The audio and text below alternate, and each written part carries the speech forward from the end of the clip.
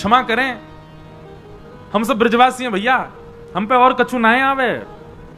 हम सबंसों ठाकुर जी की प्रीति यही मारे सबसे ज्यादा है। केवल 11 वर्ष 56 दिन की लीला है ठाकुर जी की ब्रजमंडल की, लेकिन पूरे विश्व पे भारी पड़े। काहे को? पूरी कृष्ण लीला पे भारी पड़े हमारे ब्रज की लीला। काहे को? क्योंकि प्रेम प्रधान है। तो भैया ठाकुर जी की सेवा में, ठाकुर जी की लीला में, ठाकुर जी के नित्य ध्यान में कोई आपसे दोष बने, कोई अपराध बने, कोई भाव रखो मत रखो, पर एक चीज को भाव रखो कि प्रेम प्रधान रखो। प्रेम होगो कोई अपराध नहीं बनेगा। प्रेम भाव को प्रधान रखो। ठाकुर जी की ये वृंदावन बिहारी लाल क्यों प्रकट भये? स्वामी श्री हरदास जी के प्रेम के वश प्रकट भये। हितरिवंश महाप्रभु के प्रेम से प्रसन्न है करके श्री राधा वल्लभ लाल जी वृंदावन पधारे। हितरिवंश महाप्रभु के अनन्य सेवक श्री हरिराम व्यास जी के प्रेम से प्रसन्न है कि जुगल किशोर जी प्रकट भये। गोस्वामी श्री गोपाल भट्ट गोस्वामी जी के प्रेम से, शालिग्राम से श्री राधारमण जी प्रकट भये। सबने अपने प्रेम से प्रकट किया ठाकुर जी को। प्रेम प्रधान। और वो प्रेम सिखावे कौन? श्रीमद् भागवत की कथा। इसलिए यहां ज्ञान लेवे के काजे, वैराग्य लेवे के काजे आप सब नहीं हो, ये सब सुनवे के काजे हो, थोड़ा थोड़ा जीवन में छिड़काव करवे के काजे हो, पर मूल रूप से तो प्रेम की शिक्षा लेवे के काजे बैठे हो कथा में। प्रेम। ऐसी भागवत जी की कथा का निर्माण किया। श्रीमद् भागवत को निर्माण करके अपने पुत्र सुखदेव जी को प्रदान किया। सुखदेव जी ने वही भागवत की कथा परीक्षित को सुनाई, और यहां सूक्ष्म महाभारत का प्रसंग सुनाया गया। सौनकादि ऋषियों ने प्रश्न किया, बोले महाराज ये परीक्षित कौन है, इनके बारे में हमको विस्तार से बताओ, इनको 7 दिन में मरने का श्राप क्यों लगा? तब यहां से महाभारत का प्रसंग शुरू होता है कि यदा मृधे कौरव संजयाना वीरेस्मथो वीरगतिं गतेषु ब्रकोदरा विग्ध गदा विमर्श भ्रगनोरुदंडे धृतराष्ट्रपुत्रे। किसी का प्रश्न आया था आज कि भगवान ने अर्जुन को ही क्यों स्वीकार किया? योग्य तो युधिष्ठिर भी हैं, योग्य तो नकुल सहदेव भी हैं, योग्य तो भीष्म पितामह भी हैं, पर भगवान ने अर्जुन को ही क्यों स्वीकार किया? बहुत अच्छा प्रश्न है और समझने योग्य बात है। युधिष्ठिर जी धर्म में प्रधान है, इसलिए उनका नाम है धर्मराज युधिष्ठिर। उनका धर्म अति श्रेष्ठ है। ठाकुर जी को प्रिय लगते हैं पर स्वीकार नहीं किया, इसलिए कोई धर्म के आचरणों को ही पूरे दिन लिखते लिखते करता रहता हो कि ये धर्म में करना है, ये धर्म में करना, ठाकुर जी का प्रिय बन जाएगा, पर ठाकुर जी उसको संग रखें इतना प्रिय नहीं लगेगा ठाकुर जी को। नकुल सहदेव बुद्धिमान है, स्वरूपवान है, पर आपके स्वरूप से, आपकी बुद्धि की चाटुकारी से, आपकी चतुराई से ठाकुर जी इतने प्रसन्न नहीं होंगे। प्रिय लग सकते हो पर प्रसन्न होकर ठाकुर जी गले में गलवैयां डाल लें, ये ठाकुर जी नहीं करेंगे। तो ठाकुर जी को रिझाने के लिए धर्म का आचरण नहीं चलेगा, ठाकुर जी को रिझाने के लिए बहुत बुद्धिमान होने से काम नहीं चलेगा, ठाकुर जी को रिझाने के लिए बहुत बलवान, बहुत ज्ञानवान, बहुत धनवान, इन सबसे आप ठाकुर जी के समीप भले ही पहुंचो। द्वारिकाधीश मंदिर में आगे बैठ के दर्शन करने हैं, पैसा देके बैठ जाओगे, आप समीप पहुंच सकते हो, पर स्वीकार ठाकुर जी हजारों लोगों में बैठे कौन को कर रहे हैं ये ठाकुर जी जाने। इतने सब लोगों में अर्जुन स्वीकार क्यों किया गया? क्योंकि अर्जुन के पास में सब कुछ है पर सब कुछ गौड़ है, प्रेम प्रधान है। प्रसंग आता है, मैं बहुत बार सुनाता हूं कथा में, कि जब महाभारत का युद्ध निश्चित हुआ तो अर्जुन और दुर्योधन दोनों गए भगवान के पास। दुर्योधन ने जाकर कहा महाभारत युद्ध होने वाला है, आप किस तरफ रहोगे? भगवान बोले पक्षपात मैं करता नहीं हूं, तुम दोनों मेरे भैया हो, अब ये तो बड़ी विडंबना हो गई कि मैं किस तरफ रहूं। दुर्योधन बोला कि आप में तो शक्ति है, आप दो दो रूप धारण कर सकते हो, एक रूप से हमारे पास रहो, एक रूप से वहां रहो। भगवान बोले फिर तो महाभारत हो गई तुम्हारी, फिर तो जीवन भर चलती रहेगी, कभी खत्म ही नहीं होगी। जब दोनों तरफ ही पर ब्रह्म खड़े हो जाएंगे तो फिर महाभारत पूरा कैसे होगी? बोले कोई तो निधान बताओ। तो भगवान ने बड़ा अटपटा उदाहरण अटपटा निधान निकाला, समाधान निकाला। अच्छा, ठाकुर जी सदैव अटपटे समाधान ही देंगे। जैसे मैं एक उपाय बताता हूं कि कभी आप संशय में पड़ जाओ तो ठाकुर जी के आगे पर्ची डाला करो।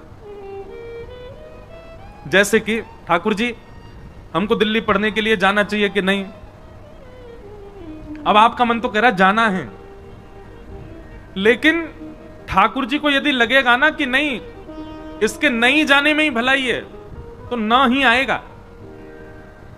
लेकिन कई बार ठाकुर जी ऐसे निर्णय भी लेते हैं, जैसे मान लीजिए आपने ठाकुर जी के आगे पर्ची डाली, दिल्ली जाके पढ़ना है, तो ठाकुर जी कहे हाँ ठीक है जाओ। अब आप दिल्ली आ गए। अब दिल्ली आते ही महाराज क्या हुआ कि वहां के संगत के अनुसार इतने बिगड़ते चले गए महाराज, सब काम बिगड़ता चला गया सब कुछ। अब फिर आप सोचो अरे ठाकुर जी ने तो आज्ञा करी थी कि हाँ जाना है, फिर ऐसा क्यों। निश्चित ही भविष्य में आप कई बार ठाकुर जी ऐसे निर्णय भी लेंगे कि उन निर्णयों में आपको ठोकर लगे, ठोकर से आपको पता चले कि नहीं आगे मुझे ऐसा करना है, तो जबरदस्ती ठाकुर जी ऐसा निर्णय लेके देंगे जिसमें आपको जबरदस्ती गिरना ही पड़े। कई बार अनुभव किया मैंने। हम कुछ पूछते हैं लाल जी से, अपने लाल जी के आगे पर्ची डालते हैं, तो लाल जी जो देते हैं ना, तो अब तो मैं जानने लगा हूं, अब तो मैं समझ गया हूं कि जो आएगा इसका मतलब यह है जो तू चाहता है वो नहीं मिलेगा, जो तेरे लिए जरूरी है वो मिलेगा। इसलिए ठाकुर जी के सामने जब कुछ संशय रखो तो उसमें यह मत सोचना कि आपको जो चाहिए ठाकुर जी वो देंगे, आपके लिए जो जरूरी है वही ठाकुर जी बताएंगे। और एक बात हमारी मान लीजिएगा, ठाकुर जी के आगे ये पर्ची डालने वाला काम इतना परेशान मत करना उनको कि रोज ही डाल रहे हो, हर बात पे पूछे रहे हो चाय पिए कि नहीं पिए बताओ। इतना परेशान मत करना। कई अपने जीवन के निर्णय स्वयं लीजिए, जब बहुत ज्यादा लगे कि अब इसमें मुझे क्या ही करना चाहिए आप बताओ।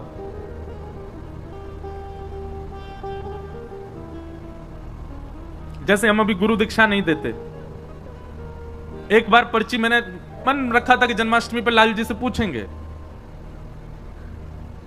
तो अचानक मेरे मन में आया कि आज जाके ठाकुर जी से पूछूं, बताओ हम गुरु दीक्षा देंगे। बहुत सारे लोग आते हैं कि दें। अब कभी कभी मन में कई एक तो मुझे ऐसे मिले वो कह रहे वो आप चाहते नहीं हो कि हम भक्ति मार्ग में आगे बढ़े इसलिए हमको दे नहीं रहे हो। मैंने भैया ऐसे मत कहो, कुछ भाव है इसलिए नहीं दे रहा। तो ठाकुर जी से हम पूछने गए, तो जैसे ठाकुर जी के आगे पर्ची डाली उठाई तो उसमें आ गया नहीं अभी मत दो। हमने जाके अपने पिताजी को बताई, पिताजी ठाकुर जी अभी मना कर रहे हैं दीक्षा देवे की। पिताजी ने समय देखा, बोले 2 बज रहे हैं लाला दोपहर के, और ठाकुर जी के गैया चरावे को समय है, ठाकुर जी अपनी गैयान को हाँक रहे हैं, तू पर्ची डाल के उनको परेशान कर रहा हो। तो गुस्सा में कहिए नहीं ले जा। बोले जब ठाकुर जी बिल्कुल बैठे हो, आराम कर रहे हो, कोई काम नहीं हो, लाल जी लीला में ही रहते हैं ना, आपको देखने में लग रहे हैं कि वो सिंहासन पर लीला चल रही है ठाकुर जी की। इस समय ठाकुर जी गैया चरा के लौट रहे होंगे, अब कितने बज गए 6 बज गए, आ गए, अब फल पा रहे होंगे। अब फल पा करके फिर यशोदा मैया पहुंचेगी, ठाकुर जी के हाथ पामन को पहुंच के फिर आरती करेगी, अरे मेरो लाला आएगा गैया चरा के आयो। फिर ठाकुर जी सब बताएंगे आज मैया वो गैया ने ऐसी लात मारी मेरे तो यहाँ लग गई, माँ गयो मैया वहां ऐसे बनचर जीव मिले, सब मैया से बतियामेंगे, फिर मैया को बताएंगे आज कहा पावे को मैंने, फिर पावे बैठेंगे। ऐसे ठाकुर जी की लीला तो चलती रहती है, कभी विश्राम नहीं होती। मेरे आपके लिए हमें ऐसा लगता है कि ठाकुर जी जड़वत हमारे सामने बैठे हैं, पर यही प्रेम स्वरूप यदि आपके चित्त में आ जाए तो आप जब देखोगे तब लगेगा कोई लीला चल रही है। इस समय ठाकुर जी किसी लीला में। हमारे पिताजी बोले कि लीला में ठाकुर जी अभी गैया चरावे गए, तू पर्ची डाल लो है। बोले जब ठाकुर जी अनवसर में हो, कोई काम ना कर रहे हो तब डालियो। तो पर्ची डालने का, कोई भी बात पूछने का सबसे बढ़िया समय रात्रि में, जब ठाकुर जी शयन में जा रहे हो तब ठाकुर जी को भोग लगावेगा तब पर्ची डालो। और इतना समय प्रदान करो लाल जी, सुबह जब मंगला होगी ना तब हम पर्ची उठाएंगे। रात भर में आपको जो चाहिए इसकी जिद मत करना भगवान से, हाँ ही दे दियो या से काम करने को नहीं, मेरे लिए जो उपयोगी आप बताना। और फिर ठाकुर जी जो दे दें उत्तर उस पर इतना विश्वास कर लेना, इतना विश्वास कर लेना। आज हम सही बता रहे हैं, हमने अपने जीवन में ज्यादा नहीं 5 या 6 बार ही ठाकुर जी से पूछा होगा, पर कई निर्णय ऐसे थे जिसमें मन व्यथित हुआ कि नहीं ये तो ठाकुर जी आपको ऐसे नहीं कहना था, ये तो इसमें भलाई होती, ठाकुर जी आपने मना कर दिया। पर जब ठाकुर जी की बात को माना गया तो फिर उसका प्रतिफल मीठा ही मिला। कई बार ठाकुर जी ऐसे निर्णय भी ले देंगे कि जिससे आपको ठोकर भी खानी पड़े तो भी विश्वास मन में रखना, कोई बात नहीं, ठाकुर जी ने गिराया भी हमारी भलाई के लिए। तो दुर्योधन और अर्जुन दोनों गए भगवान के पास और भगवान से कहा महाभारत युद्ध में आप किस पक्ष में रहोगे? तो भगवान ने बड़ा अटपटा निर्णय लिया, अटपटा ही लेते हैं। बोले सुनो, एक तरफ मेरी सेना रहेगी, भगवान की सेना छोटी मोटी नहीं है, अद्भुत द्वारिका की सेना एक तरफ रहेगी और एक तरफ अकेला मैं रहूंगा। लेकिन मैं जिस तरफ रहूंगा उस तरफ शस्त्र नहीं उठाऊंगा, बिना शस्त्र के रहूंगा जिस तरफ भी रहूंगा। तुम लोग मुझसे बाद में मत कहना कि भाई तलवार उठाओ, धनुष उठाओ, भाला उठाओ, जे उठाओ, कुछ नहीं, खाली हाथ रहूंगा। एक तरफ मेरी सशस्त्र सेना और एक तरफ अकेला बिना शस्त्र का मैं। अब दोनों चूज कर लो, कौन मुझे ले जाएगा, कौन सेना को। तो निश्चित है मैं और आप भी अगर दुर्योधन की तरफ होते तो हम भी भगवान को ठुकरा देते। नहीं मांगते हम ठाकुर जी को।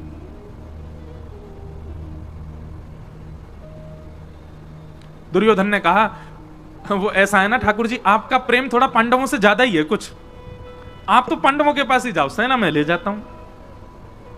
भगवान बोले ले जाओ। सेना लेकर के दुर्योधन चला गया, अर्जुन सामने अकेला बैठा है।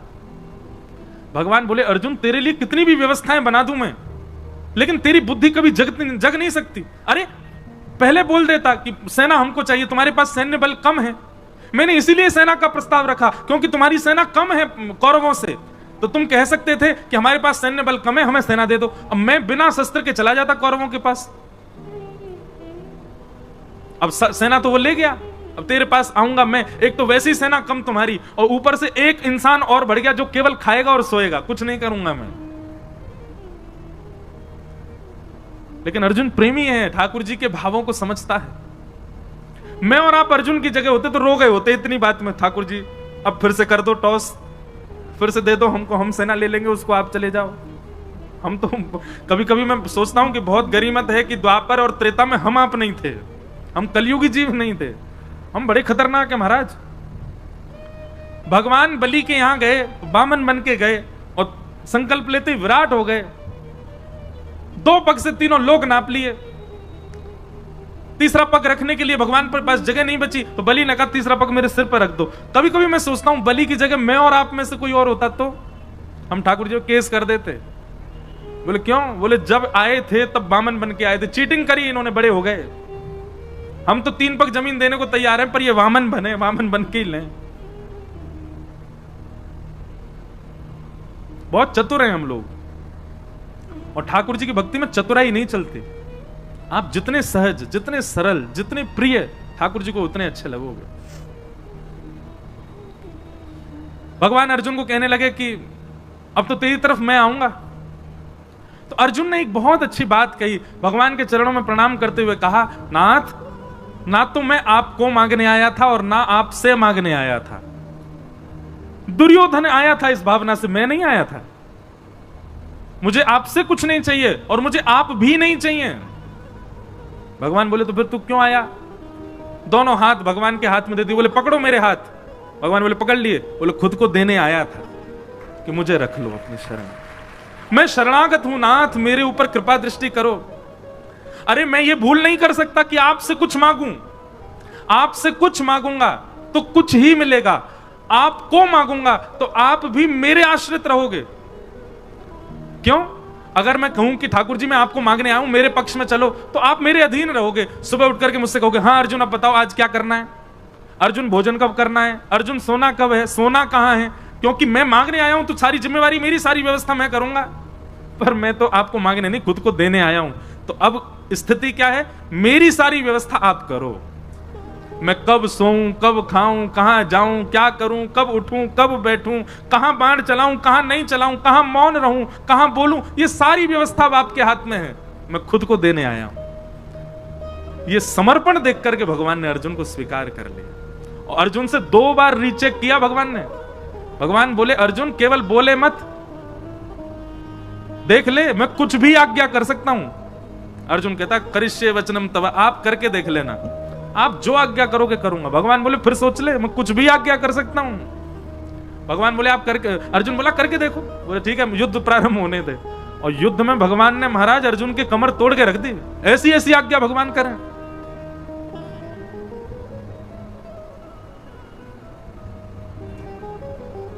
लेकिन हर आज्ञा को स्वीकार किया अर्जुन ने।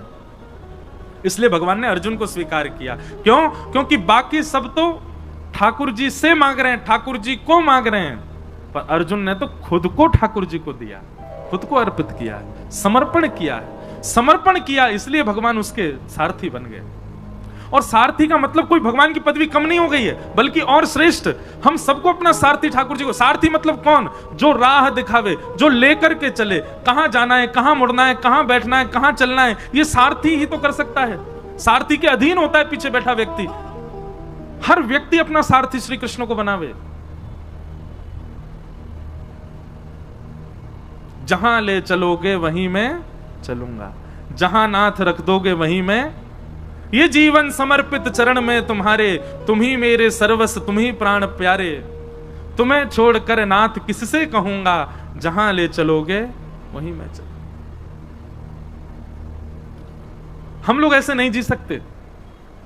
हम लोग तो बड़े खतरनाक है महाराज। सुख संपत्ति घर आवे, कष्ट मिटे तन का, ओम जय जगदीश हरे। और अंत में गाते गाते वो, तेरा तुझको अर्पण क्या लागे मेरा, ओम जय जगदीश हरे। मेरा क्या है नाथ, सब आपका ही तो है। भगवान कहेंगे लाओ चलो वापस करो हमको, ये घर, ये दुकान, ये गाड़ी सब मेरी है, लाओ सब द्वारिकाधीश को अर्पित करके आओ। अरे ठाकुर जी वो तो आरती में लिखा इसलिए गा रहे थे हम, ऐसे थोड़ी कि आपको सब ले ही लेना है। अर्जुन जैसा समर्पण नहीं है हमारे पास। अर्जुन जैसा समर्पण लाओ। भगवान ने एक बार कह दिया तो ना, हां तो हां, ऐसा समर्पण था अर्जुन का। इसलिए भगवान ने अर्जुन को स्वीकार किया। कोई समर्पित हो अर्जुन के भांति। और एक बात मैं कथा में कहा करता हूं, भैया अगर आपकी इस कथा को सुनकर के मन में आ गया हो कि हम भी अर्जुन की तरह समर्पित होंगे, तो पहले ही ध्यान रखना, कस करके सीट बेल्ट बांध लेना अपने जीवन रूपी हवाई जहाज में। क्योंकि जैसे ही आप ये निर्णय लोगे कि अब जो ठाकुर जी जो कहेंगे हम वही करेंगे, ठाकुर जी जो देंगे वही पाएंगे, ठाकुर जी जो चाहेंगे वही होगा, तो फिर बहुत ऊंची विमान की ऊंचाई होगी, रोलर कोस्टर जीवन बन जाएगा। कब ऊपर, कब नीचे, कब यहां, कब वहां, कब महाराज झकझोर के फेंक देंगे ठाकुर जी। लेकिन कभी छोड़ेंगे नहीं। एक बार यदि कोई समर्पित हो गया तो निश्चित है ठाकुर जी उसके साथ खेलेंगे बहुत, पर उसका हाथ छोड़ नहीं सकते।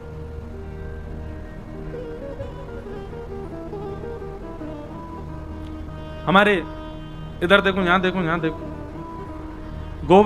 गोवर्धन में विराजमान थे पंडित श्री गया प्रसाद जी महाराज। नाम सुना?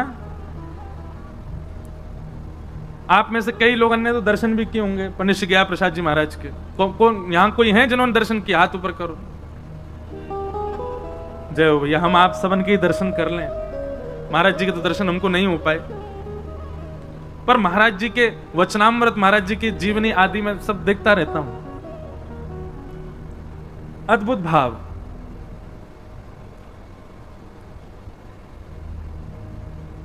सब लोग सावधानी से कथा सुनो। कोई आए कोई जाए, आप तो बस भाव से सुनो कथा। पंडित जी महाराज की वाणी में एक बात बड़ी बढ़िया लगती थी। पंडित जी से किसी ने निवेदन किया कि पंडित जी, ठाकुर जी बहुत पीड़ा दे रहे हैं, ठाकुर जी बहुत परीक्षा ले रहे हैं, ठाकुर जी जीवन में बहुत संकट दे रहे हैं, आप कछु आज्ञा करो, कहा करूं, जो काम करूं सब बिगड़ जाएं, घर परिवार में कछु बन नहीं रहे हो, पत्नी मान नहीं रही है, बच्चा सुने ना है, हे पंडित जी महाराज कछु आज्ञा करो। पंडित श्री गया प्रसाद जी महाराज आज्ञा देते हुए कितनी अच्छी बात कहते, बोले अरे भैया, ब्रजभाषा में ही बोलते, बोले जी कन्हैया है ना, जाको खेलवे को बड़ो मन करे, सो जे हमारे संग खेल खेलो करे। कभी पत्नी को उठाए दे, कभी बालकन को उठाए दे, कभी काम बिगाड़ दे। जाके हम सबरे खिलौना है, जो हमारे संग खेल है। लेकिन भैया यह बात से दुखी मत हो कि ठाकुर जी खेल काहे को रहे, बल्कि ठाकुर जी से प्रार्थना करो, जितनो मन चाहो ठाकुर जी उतनो खेलो, पर खिलौना बदलना नहीं चाहिए, मैं ही रहूं आपको खिलौना, खूब खेलो। जैसो जीवन देनो है मुंह को दे दो, लेकिन नाथ मेरो त्याग मत करो। अब ये भी एक भाव मन में आ रहा हो कि हम सब गा रहे हैं कि हरि जी मेरे अवगुण चित ना धरो। मेरे अवगुणों को ठाकुर जी आप देखना नहीं। तो मानो ये पंक्ति गानी प्रारंभ करी तो पहले पूज्य गुरुदेव भगवान आए, फिर पूज्य श्री रसिया बाबा महाराज आए, भगवती प्रसाद गंधर्व जी आ गए। तो मानो ठाकुर जी ने 3 महापुरुष भेज के प्रमाणित कर दियो, ना धर रो अवगुण तेरे चित्त में, तू चिंता मत करे। ये 3 वैष्णवन को भेज करके ठाकुर जी मानो ये कह रहे हैं कि भैया आप प्रत्यक्ष प्रकट है कि ठाकुर जी ना कहेंगे कि तेरे अवगुण में ना देख रहो, ना विचार कर रहो। तो यही भाव से मानो ठाकुर जी प्रमाणित कर रहे हो, कोई बात ना भैया, क्षमा किए, तेरे अवगुणन पे मेरी दृष्टि ना है, तू आनंद कर। तो ऐसी भावना है। रसिक जनों के पद बड़े अद्भुत हैं। हमारे अष्टछाप के कवि गोस्वामी तुलसीदास जी की विनय पत्रिका, जैसे ये पद है ऐसे विनय पत्रिका में गोस्वामी जी का भी एक पद है। हरि जी तुम बहुत अनुग्रह कीन हो, हरि जी तुम बहुत अनुग्रह कीन हो।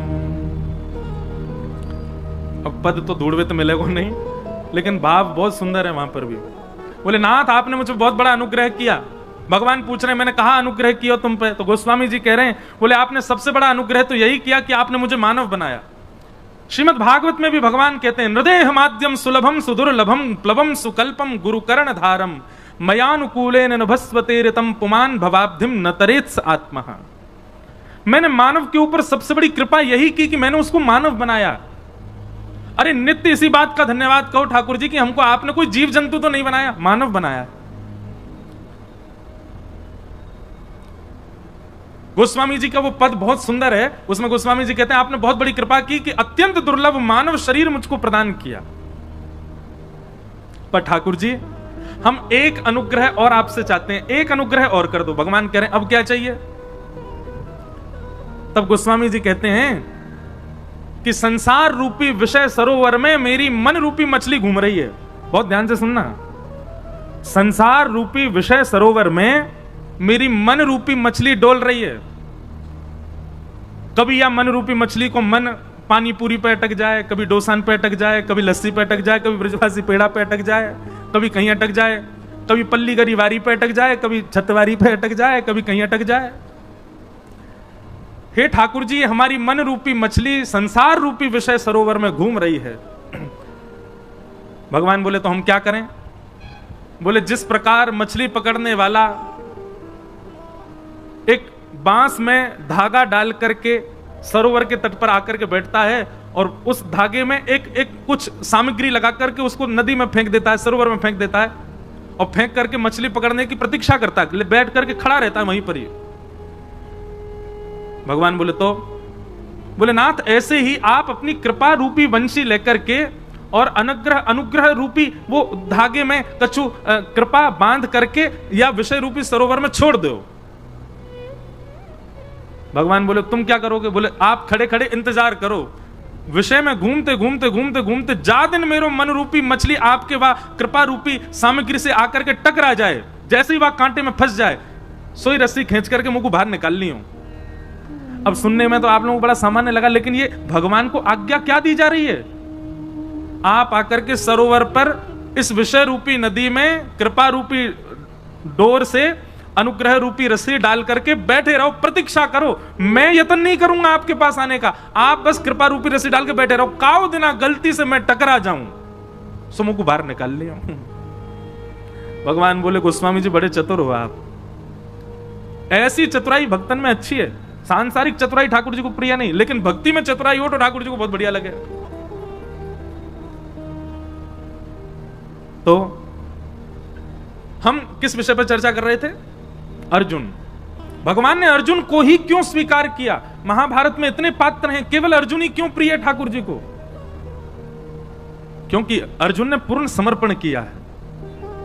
करिष्ये वचनम तव, आप जो कहोगे वो मेरे लिए अध्यादेश है, उसके आगे किंतु परंतु नहीं कहूंगा मैं।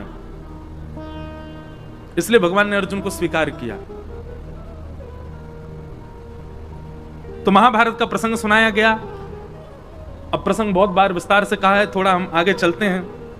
प्रथम स्कंद विश्राम कर दें, कल फिर ठाकुर जी का जन्मोत्सव भी होना है। महापुरुषों के थोड़े वचनामृत भी सुनेंगे, तो अभी हम विषय जो प्रमुख हो उसको थोड़ा थोड़ा कह के चलेंगे। महाभारत का युद्ध विश्राम हो गया, परंतु दुर्योधन ने बदला लेने के लिए अश्वत्थामा को भेज दिया और कहा जाओ जाकर के 5 पांडवों को सोते हुए मार दो। सोते हुए 5 पांडव तो नहीं मार पाया, पर द्रौपदी के 5 पुत्र उसी शिविर में सोए थे। उसको लगा अंधेरे के कारण 5 पांडव ही हैं, निर्दोष बालक मार दिए द्रौपदी के, जिसके कारण अश्वत्थामा को बंदी बना करके भगवान की आज्ञा मान करके अर्जुन ने उसके आधी दाढ़ी मूछ शिखा छेदन करके मणिम जहार मूर्धन्यम, उसकी मणि को निकाल लिया और उसको छोड़ दिया, क्योंकि ब्राह्मण था, भगवान ने मना किया, ब्राह्मण ने इसको मारना नहीं। अब इस विषय पर हम थोड़ा विस्तार करते हैं कथा में कि अगर भगवान मना कर रहे हैं ब्राह्मण को नहीं मारना चाहिए, तो फिर खुद ने रावण क्यों मारा? भगवान मना कर रहे हैं ब्राह्मण को नहीं मारना चाहिए, तो स्वयं ने नृसिंह रूप में हिरण्यकश्यप क्यों मारा?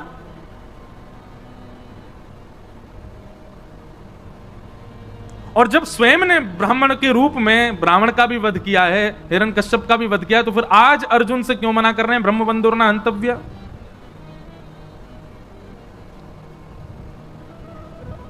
अब विषय तो बहुत बड़ा है, पर सूक्ष्म में कहूं, व्यक्ति 2 रूपों से अपना प्रस्तुतिकरण करता है। सब लोग बहुत सावधानी से सुनिएगा। एक तो जन्म से पता चलता है कि वो कौन है, और एक कर्म से पता चलता है कि वो कौन है। जन्म और कर्म ये दोनों प्रमाणित करते हैं कि वो कौन है। अब चाहे वो जाति हो, चाहे वो उसका स्वभाव हो, चाहे वो कोई संप्रदाय हो, सब उसके जन्म और कर्म से पता चलते हैं। पर यह बात आप सब भी स्वीकार करेंगे, पूरा विश्व स्वीकार करेगा, जन्म से आप चाहे जो भी हो, पर कर्म से अगर आप श्रेष्ठ हो तो ही श्रेष्ठ माने जाओगे। बात सही है कि नहीं है? अब जन्म से भले ही आप खूब ऊंचे कुल में हो, खूब श्रेष्ठ कुल में हो, अच्छे जाति में हो, अच्छे संप्रदाय में हो, अच्छे नाम गोत्र में जन्म लिया, लेकिन स्वभाव से बिल्कुल विपरीत हो। जैसे रावण पुलस्त्य ऋषि के खानदान में है, ब्राह्मण कुल है, सारस्वत ब्राह्मण है, और विस्तार तो और क्या क्या है ये सब तो सब विद्वान जाने, पर स्वभाव आज तक जलाया जाता है। रावण एक ब्राह्मण को पूरा विश्व जलाता है हर वर्ष, क्योंकि वहां पर ब्राह्मणत्व गौड़, ब्राह्मणत्व सूक्ष्म हो गया, उसके दुर्स्वभाव की वजह से उसका ब्राह्मणत्व नष्ट हो गया। जन्म से और कर्म से हमारा स्वरूप पता चलता है। रावण भले ही ब्राह्मण है, लेकिन रणभूमि में शस्त्र हाथ में लेकर के खड़ा है, और शस्त्र धारण करने का अधिकार क्षत्रिय का है। और रणभूमि में क्षमा कीजिए, सामने जो आएगा वो शत्रु है, उसकी मृत्यु तो निश्चित है। इसलिए वहां पर यह नहीं देखा गया कि वो ब्राह्मण है, सशस्त्र खड़ा है। शास्त्र हाथ में होने चाहिए ब्राह्मणों के, तो शस्त्र नहीं, वो शस्त्र लेकर के खड़ा है और रणभूमि में खड़ा है, युद्ध भूमि में खड़ा है। और उसके बाद एक पर स्त्री को बंधी बना करके अपहरण करके खड़ा है, पूर्ण रूपेण अपने ब्राह्मणत्व का नाश कर दिया है। इसलिए ठाकुर जी ने वहां विचार नहीं किया है। और रही बात अश्वत्थामा की, आतताई है, रणभूमि में नहीं आया है। रणभूमि में अश्वत्थामा के पिता थे तो मारे गए, ये तो छिप करके एक कायरों जैसा काम कर रहा है। भगवान ने एक प्रकार से उसको ब्राह्मण कहकर के छोड़ दो, इससे कोई भलाई नहीं, इससे कोई ऐसा नहीं कि उसके ऊपर कृपा की, बल्कि अश्वत्थामा को और बड़ा दंड दिया। अगर इसको मार दोगे तो इसकी मृत्यु 2 क्षण में हो जाएगी, ऐसा करके इसको जीवित छोड़ दो कि हर क्षण मरे। बल्कि भगवान ने तो उसको और कड़ा दंड दिलवाया है। अश्वत्थामा आज भी चिरंजीवी है, आज भी जीवित है, परंतु अपने चिरंजीव होने पर, अपने अमर होने पर अश्वत्थामा को कभी प्रसन्नता नहीं होती होगी, रोता ही होगा हर क्षण। भगवान ने कहा बालकों के हत्यारे को अर्जुन मृत्यु दंड मत दो, ऐसा दंड दो कि हर क्षण मृत्यु के समान कष्ट हो और वो मरे भी ना। और वो दंड भगवान ने दिलवाया। और रही बात, एक मेरी बात आप बहुत ध्यान से सुनिएगा, कई जगह ब्राह्मणों के लिए थोड़ा पक्ष आता है कि उनको ऐसा नहीं, उनके प्रति ऐसा, तो कई लोग बोलते हैं महाराज जी उनके पक्षपाती हैं क्या भगवान? हाँ हैं। एक बात ध्यान से सुनना, सबके लिए दंड का निधान है, सबके लिए भगवान कहते हैं तुम ही दंड दे दो, ब्राह्मण को दंड मत दो, तो हमको लगता है भगवान पक्ष कर रहे हैं, ब्राह्मणों के लिए इतनी छूट कर देते हैं। नहीं, भगवान कहते हैं बाकियों को दंड तुम दो, ब्राह्मणों को तो मैं दंड दूंगा। अरे मैंने ब्राह्मण कुल में भेजा, इतने श्रेष्ठ कुल में भेजा, इतना योग्य बना करके, उसके बाद भी दुष्कर्म। तो ब्राह्मण यदि कुछ गलत करते हैं तो भले ही समाज में उनको मुक्त कर दिया जाए, पर ठाकुर जी कहते हैं कि उनको तो फिर मैं दंड दूंगा। क्यों? क्योंकि श्रेष्ठ कुल में इसलिए थोड़ी भेजा है कि तुम यहां जाकर के ये सब करो। अश्वत्थामा को मुक्त नहीं किया भगवान ने, मृत्यु से भी बड़ा दंड दिलवा दिया, आज तक मृत्यु को प्राप्त कर रहा है। इस प्रकार पूरी लीला हुई। आगे फिर भगवान रथ में आरूढ़ होने लगे, सबसे बोले भैया अब सब हो गया है, सब कुछ व्यवस्थित हो गया, हस्तिनापुर के राजा बन गए, राज्य गद्दी पर युधिष्ठिर को बैठने की भगवान ने आज्ञा कर दी, सब कार्य सब निवृत्त होने लगे। भगवान जैसे ही जाने लगे, इतने में ही अश्वत्थामा ने संपूर्ण कुरुवंश को नष्ट करने के लिए, पांडवों के वंश में कोई तर्पण करने वाला ना बचे, यह विचार करके अभिमन्यु की पत्नी गर्भवती है, सगर्भा है, उसके गर्भ को नष्ट करने के लिए ब्रह्मास्त्र छोड़ दिया। और जैसे ही ब्रह्मास्त्र छोड़ा है, भगवान उसी समय रथ में बैठ करके जा रहे हैं और ब्रह्मास्त्र उत्तरा को मारने के लिए आ रहा है। उसी समय दोनों भुजा उठा करके ठाकुर जी की ओर दौड़ती है उत्तरा कि पाहि पाहि महायोगिल देव देव जगतपते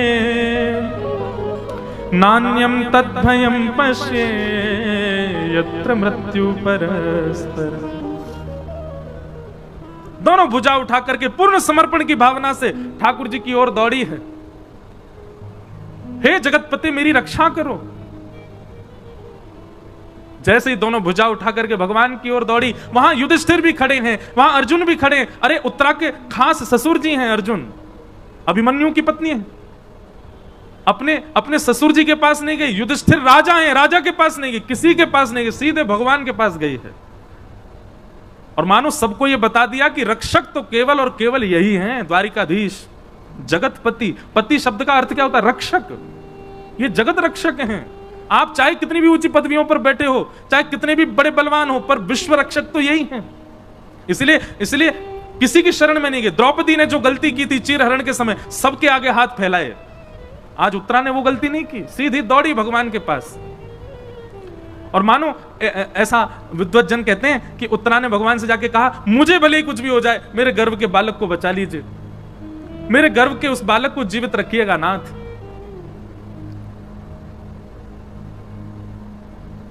उत्तरा के इस पूर्ण समर्पण को देख करके भगवान एक रूप से तो बाहर हैं, श्रीमद् भागवत जी में वर्णन है, दूसरे रूप से अंगुष्ठ मात्र नहीं, अंगुष्ठ में जो ये नख है, इतना बड़ा स्वरूप धारण किया ठाकुर जी ने। इतना बड़ा स्वरूप धारण करके ठाकुर जी उत्तरा के गर्भ में प्रवेश कर गए और अपनी गदा को इतनी द्रुत गति से घुमाया कि आकाश से आ रहा वो ब्रह्मास्त्र आकाश में ही नष्ट हो गया। भगवान ने उत्तरा के बालक की रक्षा की। ताली बजाने वाली बात ये नहीं थी, ताली वैसे तो थी, पर इससे भी श्रेष्ठ बात अब आएगी। क्या? जैसे ही सबको पता चला कि आकाश में ब्रह्मास्त्र नष्ट हो गया, तो सब लोग भगवान की जय जयकार करने लगे। अरे द्वारिकाधीश की जय, कृष्ण कन्हैया लाल की जय, देवकी नंदन गोपाल की जय। भगवान बोले चुप चुप, क्या कर रहे हो आप लोग? मेरी जय जयकार क्यों कर रहे हो? बोले लाला तुम्हारी शरण में आई तो तुम नहीं बचा ली। बोले मैं तो तुम्हारे सामने खड़ा हूं, मैंने तो कुछ किया ही ना, मैं तो यहीं खड़ा हूं, मैं तो हिलो भी ना अपनी जगह थे। तो बोले फिर ये ब्रह्मास्त्र कैसे नष्ट भयो? तो ठाकुर जी बोले ये तो उत्तरा के पातिव्रत और उत्तरा के जीवन की तपस्या का फल है कि उसने अपने तप बल से ब्रह्मास्त्र को नष्ट कर दिया। बात समझे? ये ठाकुर जी का स्वभाव है। क्रिया करने के बाद भी आपको ऐसा दर्शाते हैं कि आपने ही किया था, भगवान ने कुछ नहीं किया।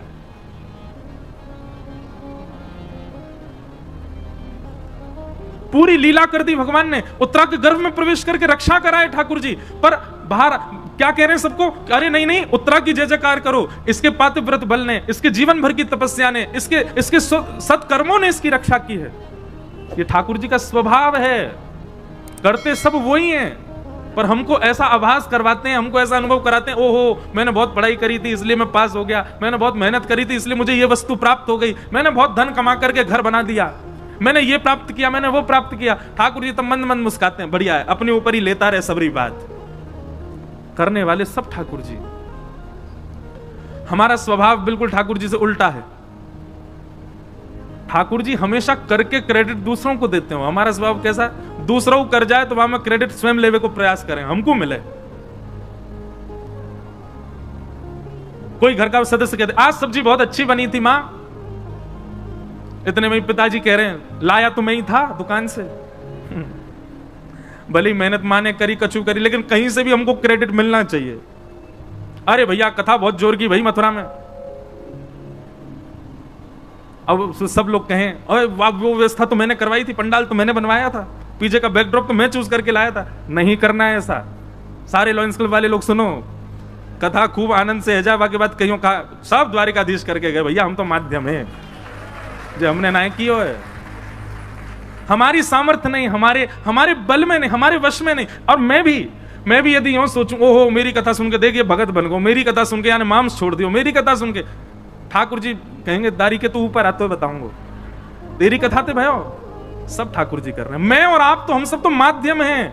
ये क्रिया क्रियान्वित ठाकुर जी से होती है। भगवान ने उत्तरा का मान बढ़ा दिया सबके सामने, परंतु यह लीला दूर खड़ी खड़ी कुंती देख रही थी। कुंती समझ गई, बोले कि ओहो सब करके और पूरा मान दे दिया उत्तरा को। और भगवान बोले अब भैया उत्तरा में व्यस्त हो, सबको व्यस्त कर दिया उत्तरा में। सब कहने लगे अरे उत्तरा तेरे भजन बल ने देख ब्रह्मास्त्र नष्ट कर दियो, तेरे आत्म बल ने देख ब्रह्मास्त्र नष्ट कर दियो, सब व्यस्त हो गए। भगवान बोले अब सब लोग लगो, हम जा रहे हैं द्वारिका। जैसे ही रथ में आरूढ़ हुए, कुंती सामने आ गई, रथ रोक लिया, बोले नीचे आओ हमसे मिलके जाओ। भगवान पुनः उतर करके आए और कुंती जी ने यहां पर भगवान की एक स्तुति गाई है। अब स्तुति तो बहुत सुंदर है, बहुत विस्तृत है, बहुत अद्भुत है, पर एक भाव बहुत ध्यान से सुनना। संपूर्ण स्तुति गाने के बाद में कुंती भगवान से कहती है कि विपद